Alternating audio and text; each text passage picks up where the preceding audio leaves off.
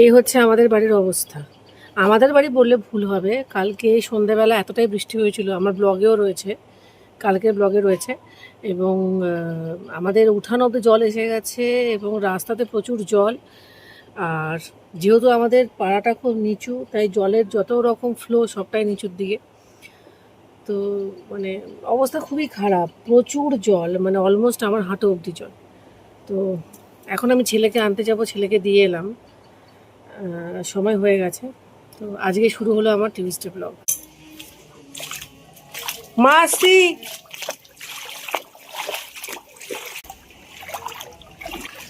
আমার অলমোস্ট কিন্তু হাঁটু অবধি জল। আর মানে এতটাই বেশি জল যে মানে বাড়ির উঠান অবধি জল উঠে গেছে, প্রচুর জল। আমাদের এই যে ঘরগুলো, সব ঘরের ভেতরে ভেতরে জল। এক তো এই বাড়িটা পুরো নেমে গেছে নিচে, এতটাই নেমে গেছে যে রাস্তার জল জানলা দিয়ে ঘরে ঢুকবে, এরকম পজিশন। পুরো ফ্লোটা নিচের দিকে, এই যে জলের পুরো ফ্লোটাই নিচের দিকে। কালকে রাতের সাংঘাতিক বৃষ্টির পরে চারিদিকে শুধু জল আর জল। যাই হোক, সেই জলের মধ্যেই ছেলেকে স্কুলে দিয়ে এসছি, এখন আবার আনতেও যাচ্ছি।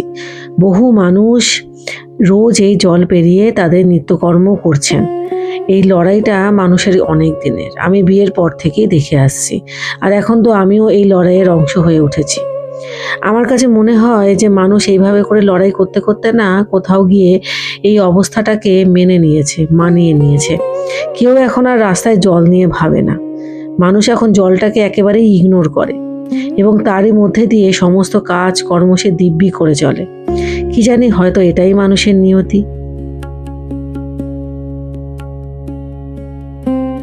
এই প্যান্টটা পরে বেরিয়েছিলাম, এই প্যান্টটা পুরো ভিজে গেছে। আর আমাদের একটা দড়ি ছাদে ছিল, সেটা ছিঁড়ে গেছে, ওই জন্য আপাতত এই দড়িটাই ভরসা, যার ফলে জামা কাপড়গুলো এইভাবে করে মেলতে হচ্ছে।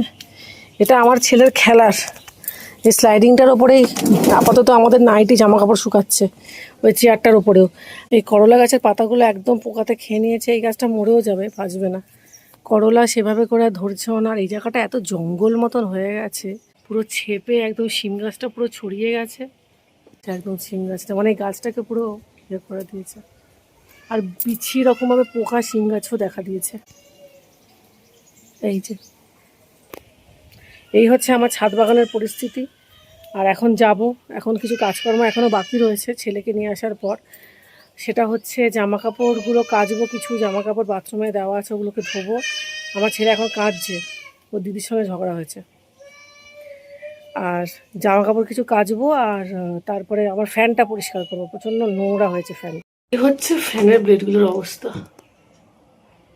ফ্যানের এই সমস্যাটা বহুদিনের। ব্লেডগুলো ধুলো জমে এতটাই ভারী হয়ে গিয়েছিল যে মশারি টাঙালে তো হাওয়া একেবারে ঢুকতোই না।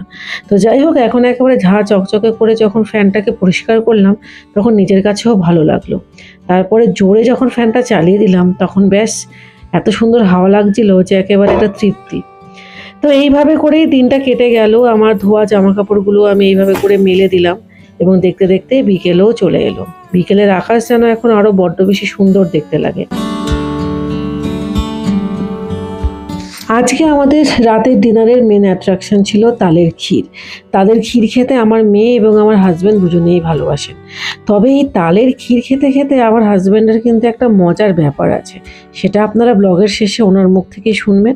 আমি আপাতত বিদায় নিচ্ছি, দেখা হচ্ছে পরের ব্লগে। সকলে ভালো থাকবে, সুস্থ থাকবে। দারুণ মিষ্টি। না, ওটা আর খাবো না, মুখ নষ্ট হয়ে যাবে। হ্যাঁ, ওটা একটা অন্য টেস্ট, এটা একটা অন্য টেস্ট। এই টেস্টটা যাতে থাকে, বজায় থাকে বেশ কিছুক্ষণ, আমেজটা যাতে থাকে, সেজন্য আর এখন অন্য মিষ্টি কিছু খাবো না। আচ্ছা চলো, তুমি আবার সাঁতার কেটে যাও।